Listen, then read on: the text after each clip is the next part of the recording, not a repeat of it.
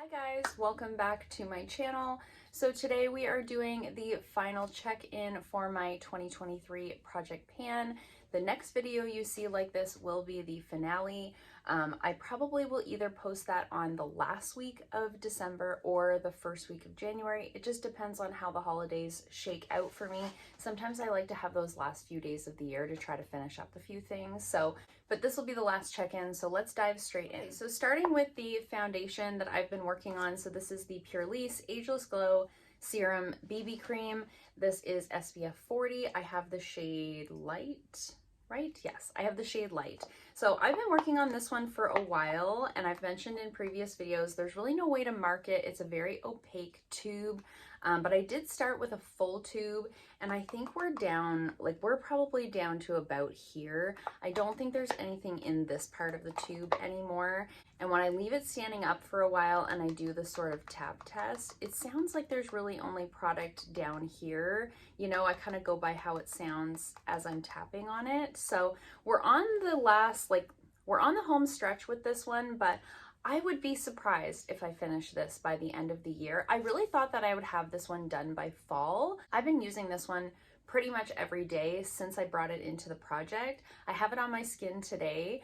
The shade is a hair too light for me, so I have been mixing it with the Indeed Labs nano bronzing drops, very similar to the Drunk Elephant de-bronzy drops, and that's worked out really well for me. In the summer I was mixing it sort of half and half, and now I'm just putting like a tiny bit of the bronzing drops in there to just darken it a little bit to match the rest of my body. But I love this so much. I love this more the more I use it, and I find that happens so often when I put foundations in my project pan.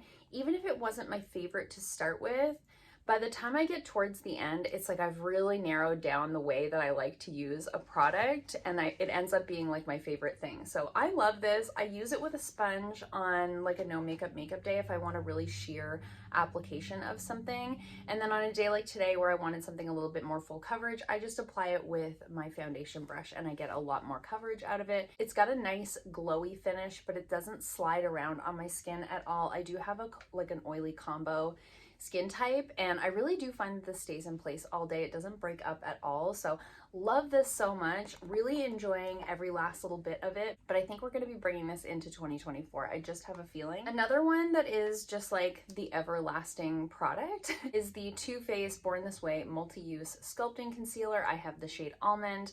I have been working on this one periodically in project pans. This was in last year's project pan in the summer. I took it out, I put it back in this summer. This is one of the darker concealers in my collection. So this was the only concealer that I used all summer under the eyes and on the face. At this point of the year, I can't use it underneath of my eyes anymore. It's a little bit too dark. I like something a little bit brightening underneath of the eyes, but I am still able to use this on my face as my concealer. So I have a little bit of discoloration on my forehead that I like to cover. I have a blemish that I'm trying to cover right now. So I use this one for that. And it is at the point, I think you can see, like I am scraping the inside of the bottle here. Those aren't lines that I've marked. That's where I've like swirled the brush inside. So there's no way to mark this. It's really on the last leg.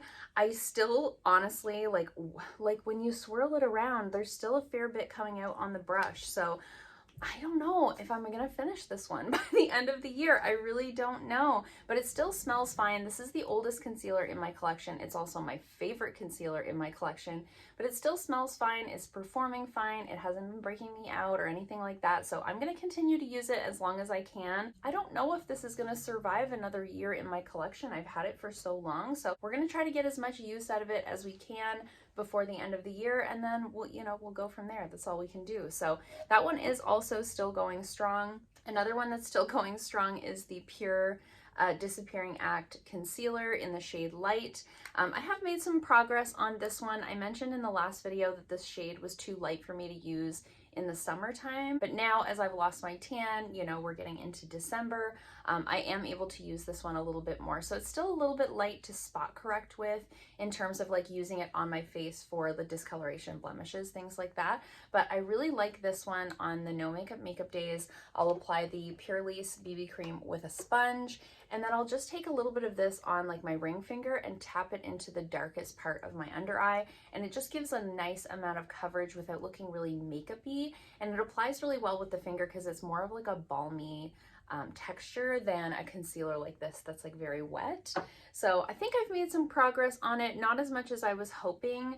Again, I don't think we're gonna finish this one by the end of the year, but we are making a dent in it, and that's really all we can ask. I'm like holding my finger in a weird way because I sliced my finger so badly yesterday. I was cooking, and I've only cut myself twice in the kitchen in my entire life, including this time. And both times has been on a can, like on the sharp edge of a can. So I sliced my knuckle like so badly that I had to like hold the flap of skin down and just like put a band-aid on as tight as I could and not think about it. So if I'm holding my finger in a weird way like this, it's not because I'm pointing at you or gesturing, it's because my fingy hurts. Gotta love when you hurt the index finger of your dominant hand when you work with your hands. It's gonna be a fun day at the salon. Okay, so next we have the eyeshadow that I've been working on. So this is the Tigi High Density Single Eyeshadow in the shade Champagne. I added this into the project pan last check-in, and I did have a tiny pan, and I have expanded that pan a little bit.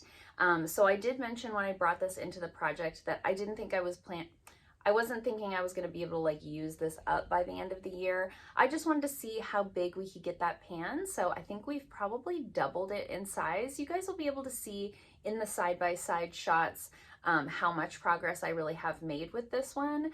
But it's definitely bigger than it was. And so I have this on as my inner corner highlight today. That's really how I'm using this one. I love having something like this right in my top drawer of my vanity. Because not every palette that I'm using has like an inner corner color for me.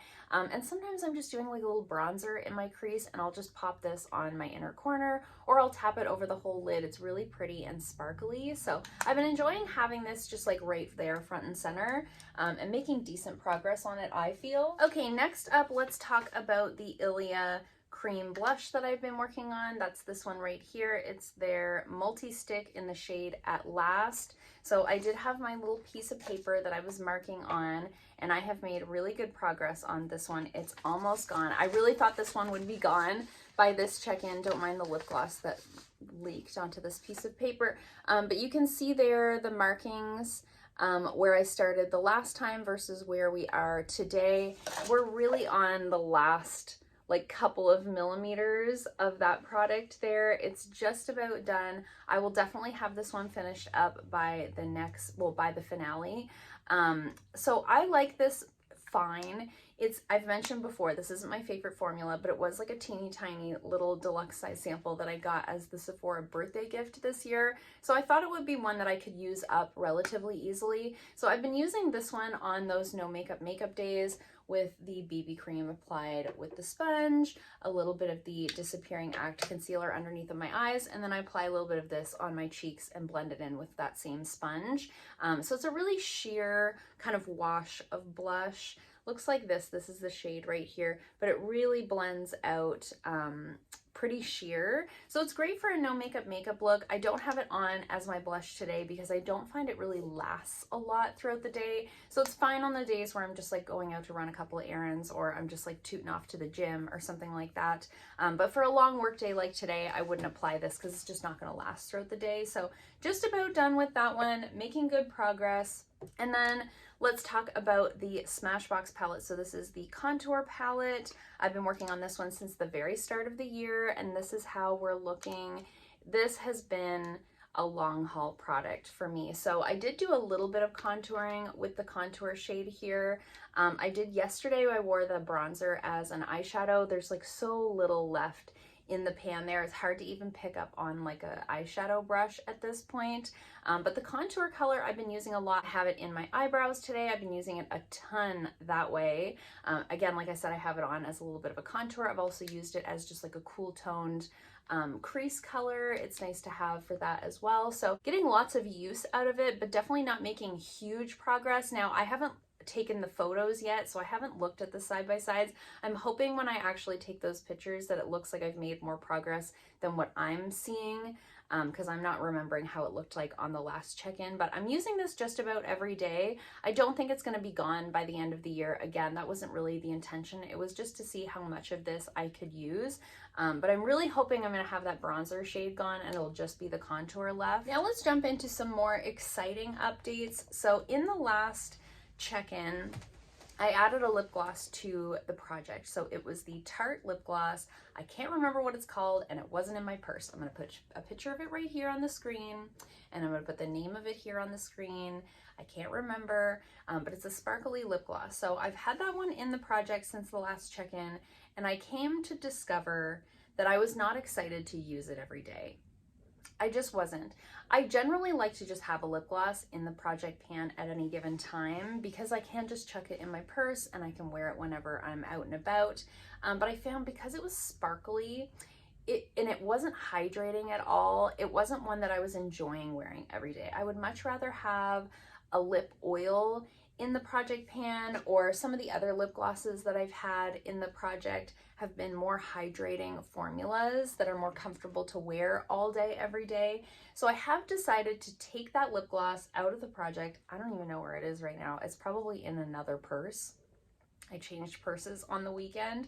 So I decided instead of adding another lip gloss to the project, because we're so close to the finish line here, there was nothing else in my collection that I thought I could finish up by the end of the year. And because we're so close, like I don't mind adding something to the project knowing that I'm not going to finish it, but just because we're so close to the end, I'll probably just add another lip gloss in at the start of next year's project pan. I decided to add this powder in its place. So this is the Real Her Set Your Goal Blurring Veil. And what I did was I kind of did a line here across the bottom where the product sort of sits if I tap it all to the bottom. So as you can see, it's just about gone. This is a powder that I got in a BoxyCharm that I'm really not obsessed with, but I just want to finish it up. And the reason I'm not obsessed with it, I don't know if you guys can tell, it's got a little bit of an orangey color to it, to where it's not my most flattering shade. It's a little bit dark for me. It was fine all summer. I've been using this one for a while, but now as I'm getting a little bit more pale, I do find it gives a little bit of an orange cast to the skin. So I decided I want to finish this up before my tan is fully gone. Like by January, February, I definitely wouldn't be able to use this. So I really think I can use this one up easily by the end of the year. So adding that one into the project as sort of an easy finish. And then last but not least, I did finish up the Merit Great Skin Instant Glow Serum. I was using this as like a primer. It's like a hyaluronic acid that works well as a primer.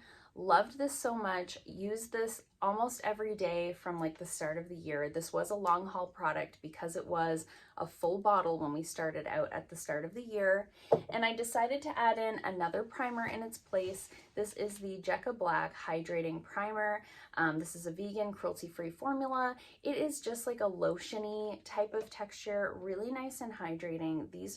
I like these hydrating primers. This is just what I like.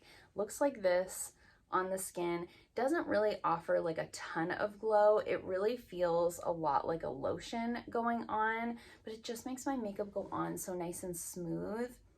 And when I put a hydrating primer on underneath of my foundation, I just find it wears nicer throughout the day. My skin looks like juiced up and nice, and everything just looks smooth, and I don't get any like flakiness around my nose or my mouth or anything like that, which I can get sometimes with more of like a mattifying type of primer. So really love this one. It's very, again, it's like the same type of tube where I can't see through it, but if I'm tapping on it, I think there's probably only product from about here. So again, I think I can use this one up by the end of the year, and that will give us another empty primer. So far we've used up 2 primers this year, and I'd like to use up another like 3 primers next year. Primer is one of those things that I have just too many of in my collection. So enjoying using this one so far, and I think I'll be able to really put a dent in it, if not finish it up by the end of the year.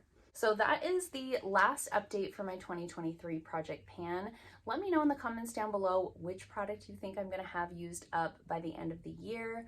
Let me know how your project is going if you're working on one. I always love to chat with you guys in the comments down below. If you liked this video, give it a thumbs up. If you haven't already, please subscribe, and I'll see you guys soon in another video. Bye!